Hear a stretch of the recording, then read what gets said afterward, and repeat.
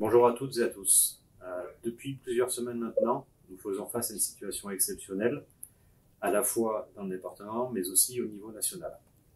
À de nombreuses reprises déjà, j'ai pu constater la mobilisation exceptionnelle de chacun d'entre vous et je tiens sincèrement à vous en remercier. La sécheresse est durablement installée dans notre département, mais aussi partout en France. Et les prévisions météo, même si quelques gouttes de pluie sont annoncées pour les jours à venir, restent relativement défavorables. Elles nous laissent à penser que nous sommes encore loin de la fin de cet été caniculaire.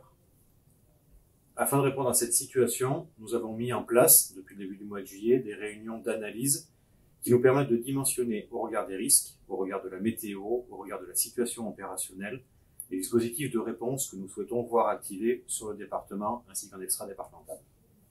Ces réunions ont lieu tous les lundis, mercredis et vendredis.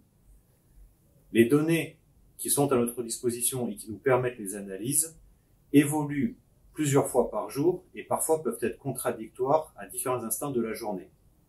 Voilà pourquoi il est extrêmement compliqué pour nous de nous projeter au-delà de 48 heures et que nous devons tous nous adapter quotidiennement.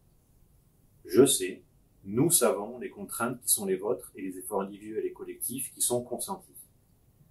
Dans les unités territoriales, au sein du CTAU CODIS, dans les services supports de l'état-major, dans la chaîne de commandement, chacun d'entre vous œuvre pour apporter sa contribution à la réussite de nos missions.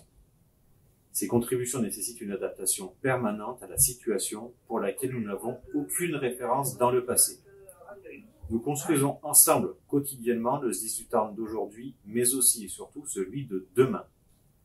Cela ne peut pas se faire avec une part d'incertitude, voire avec certains écueils. La route est encore longue, nous devons plus que jamais faire preuve de cohésion afin que notre engagement soit le plus efficace possible. Je terminerai en vous renouvelant mes félicitations et mes remerciements pour ce que vous avez fait, pour ce que vous faites et pour ce que vous ferez.